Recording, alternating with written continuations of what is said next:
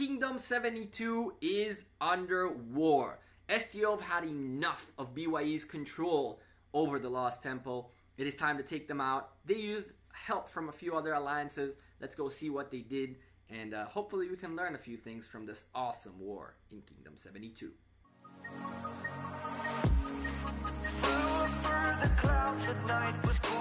Hey there YouTube, welcome back to the Gekko. We have been invited to Kingdom 72 to watch this awesome fight. STO are placing a central fortress pretty close to the Lost Temple. They have a little bit of a gap, which is going to be very significant between them and the Lost Temple, as BYE have complete control of the Lost Temple in the surrounding area. It is time for STO to take over. What happened here is the central fortress is being rallied as we watch. There is a bunch of troops everywhere trying to block places for the blue team STO to port closer to their own alliance fortress, making it a little bit harder to defend it. But as you can see, there is already a couple of cities very close enough to make sure that all these tier 4s defending this the central fortress are topped up and ready to battle. Now, I need to say something about this whole porting thing. It's very cool to see how players are reacting to closing out the map so porting cannot be done. It is crucial to be able to port close to the central fortress so you have a path into the central fortress, just like this guy with the debuff title right next to the central fortresses. I'm assuming STO would have a better time knowing all around their central fortress there is forces of theirs, which is why BYE did this amazing job of spreading around, making sure no one can port. Now the funny thing is, people have been using Lohars to do the same job. What I've noticed is that what has been done is Lohars are being placed all over the place to try to block teleport areas as well as to try to camouflage moving marches. I've noticed that people are popping all these Lohars for war, and it's really, really cool how they use these mechanisms, and I hope you guys have enough Lohars saved up, because one of these days, when you get in a war, those Lohars might save your alliance from a lot of pain. We might see this implemented in this war. I'm not entirely sure if they did this here or in the next video, or it was a different war that you'll see it, but you'll definitely see it throughout the war videos. The Lohars all around. I will point around every time you see a Lohar and remind you what it's there for, but just to let you guys know about a small friendly advice that I've noticed people doing. This rally right here is just a waste of time, I think, to a certain extent, primarily because the amounts of troops that are very close to that central fortress are so big that it doesn't matter that it's tier 5s versus tier 4s. The aggressor has tier 5s in the rally and still cannot take out this central fortress. As you guys are seeing, they're having a really, really hard time with this rally. More reinforcements coming into the rally. This is going to be a really, really good one, a tough one to hold on against. But the blue team have realized that it is time for them to kind of start shifting things around on the battlefield. They're getting these red armies to engage and to move away from the central fortress, in general, shifting their attention around the map. Now, we joined STO because they were the first ones to accept us. One of you awesome people told me Kingdom 72 is about to war it out. I made it to City Hall 7, asked any of them to let me in, and STO were the first ones to do it. Never met these alliances before, but I did want you guys to have a blue versus red team so you understand better what's going on the map. So pretty much blue team at this stage is just doing their best to distract as many marches away from the central fortress as possible. And you guys are seeing on the top left, that's actually being done. These troops are being pulled away slowly and steadily from the area surrounding the central fortress. Now, how can you take out a central fortress that's being built? The only way to do that is, first of all, to ensure there are no cities around the central fortress. If the alliance aggressing and placing the central fortress has already ported in and then placed the fortress, it's going to be much more difficult to stop them. On top of that, you're going to need a lot of members to be online and ready to help you, because only one march per person can go into these rallies. And trust me when I tell you, you're going to need a lot more than 10 or 20 or even 30 players online to really get a rally to be impactful enough that the defending team will take a massive loss by just trying to hold on to a central fortress. Now, because it's being built, they have to hold on, right? If they don't manage to hold, this central fortress goes, and all those resources go out the window too. So really, a building central fortress is the only time where the defenders are really going to be worried about structures. If you're trying to defend a built central fortress, it's kind of a waste. Because honestly, all that's going to happen is it's going to burn, and then the rally goes away, and then you can unburn it, send your troops back in, and not lose any troops. This is something that I've learned watching some of you guys war. Why hold a rally against a central fortress when you can straight up just walk out, let the rally hit? With one hit, that rally burns the central fortress, it disperses, and then you can send your troops right back in, doing it over and over and over, and it's done. That's how you can do it. It'll cost you a few gems to stop the burning every time, but hey, it's better than losing troops. First rally, missed its target. You guys can see where this central fortress is being built. It's kind of far from the Lost Temple. It has to do with flags that BYE put around, as well as with a little bit of the terrain nearby. So that little gap in between the central fortress and the Lost Temple is huge. And I want you guys to remember it because it's going to be a turning point in the rest of this war. So as you guys can see right here, central fortress being built. Let's go look at the report really quickly and see how that rally went. Oh yeah, I hate that border. I'm so sorry. I'm going to do my best to keep cutting that out, but I just got to get used to doing it. But for now, ooh, the deaths were... another rally being started. We're reading through the report and another rally is being engaged. Look at the tier 5s dying. Oh boy, the tier 5s and all these tier 4s burning and dying, and the central fortress holding strong. Now, if you guys noticed, on top of the central fortress, it said send infantry, primary infantry. The reason for that is that the guy who was defending, who was leading the defense on this central fortress, had a very, very good set of infantry commanders. And with that being said, you're going to see in the truth buffs right here, he had an advantage in infantry. And even though he got hit with infantry back to a certain extent, his stats were better, stronger, which is how the hold was so significant. Here's the deal though. There is a way to get rid of a central fortress being built.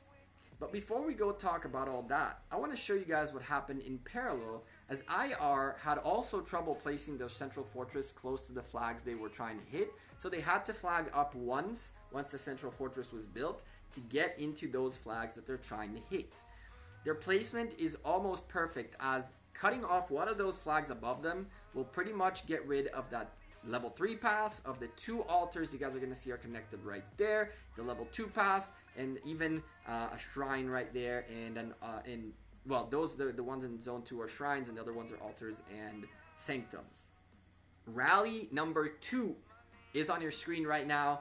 BYE are not gonna let this go. They have to get rid of this central fortress, or else they'll be in big trouble. Now I see a Yisong Ye who is hitting the central fortress. I guess this was a mistake. I believe that he could have done a lot better with that Yisong Ye being on the battlefield than hitting a central fortress, which is counter-attacking you for huge damage. That's almost like a free march destroyed by STO. Great job right there. What a mistake by BYE.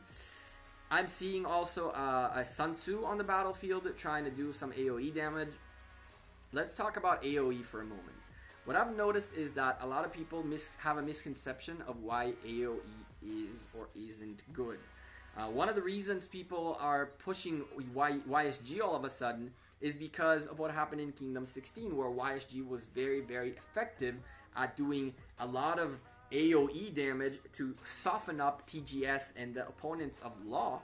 But on the other hand, the people who have YSG maxed out already have a full cavalry command set, a full march of both commanders and troops that are cavalry, a full infantry march, a proper rally march, which means a leading commander, and only then YSG becomes a real player to use. I believe that the Sun Tzu play is much, much better. Maxing out your Sun Tzu can be very, very useful, especially if you place them like the red team is trying to, in between a lot of blue members and just doing massive AoE damage to just soften up your enemy a little bit more. Crazy fights going on in here. At this stage, the red team just cannot stop the pouring amounts of troops coming in to the central fortress.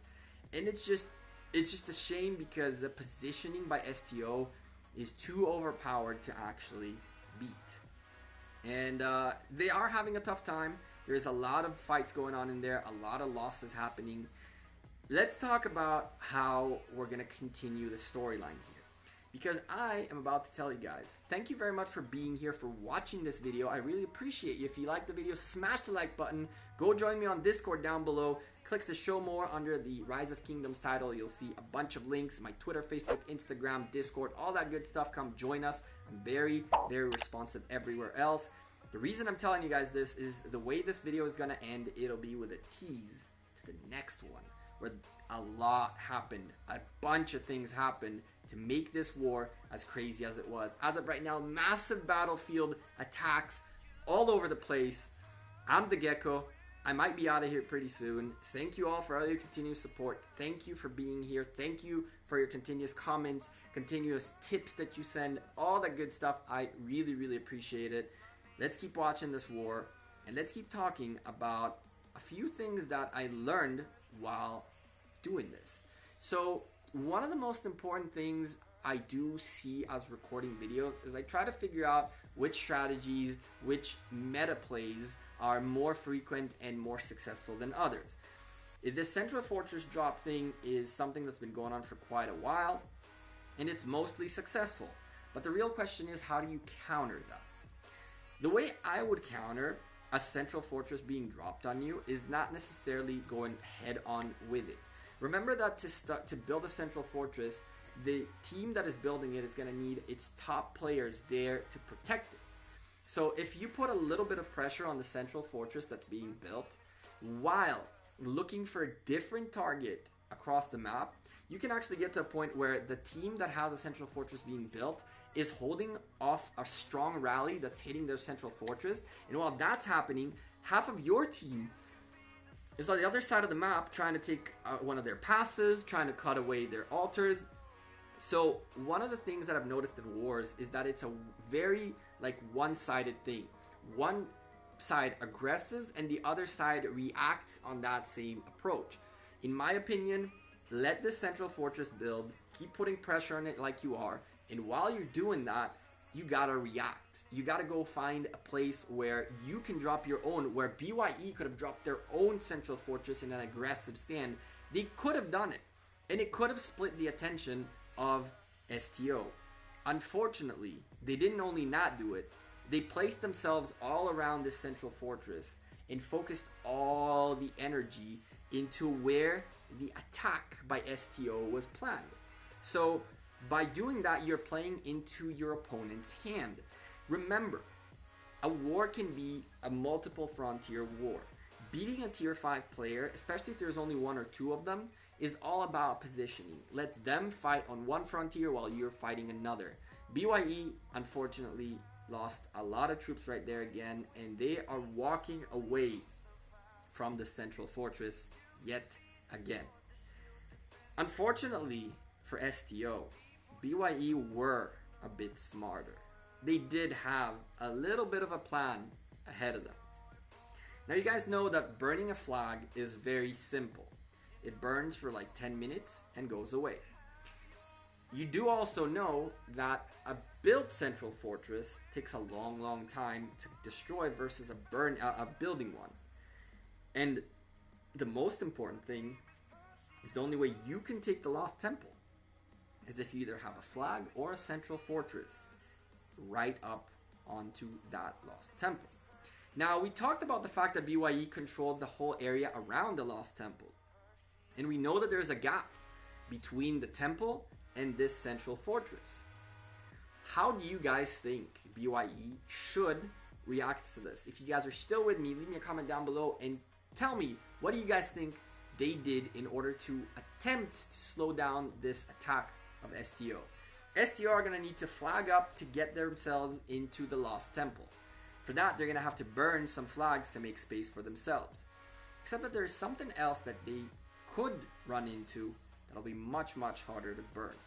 Again, as I mentioned, I'm the Gekko. I'm out of here. as this video winds down, all I gotta say is, again, thank you all for your continued support. I hope you guys like this video. I hope you guys smash the like on this video as, bam, Central Fortress is built.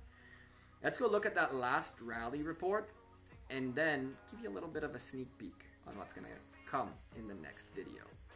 So as I mentioned, we have a rally report coming up. That second rally was not necessarily as deadly in terms of numbers, but it was just as bad as it could be, really.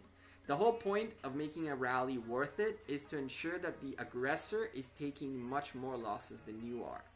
And as you can see right here, they definitely took much more deaths. There are many more deaths than on the defensive side. Once again, same guy holding strong, tier 4s, tier 3s against some tier 5s. Lots of losses, lots of pain. But here's the deal. They decided to place a Central Fortress. And now, STO are going to have to figure out how to get rid of a Central Fortress by BYE before they can get into this Lost Temple. As this flag is being built, it is pointless because a Central Fortress is here to block it. I'll see you guys in the next video. Hopefully STO can get their stuff together. And until the next time, peace.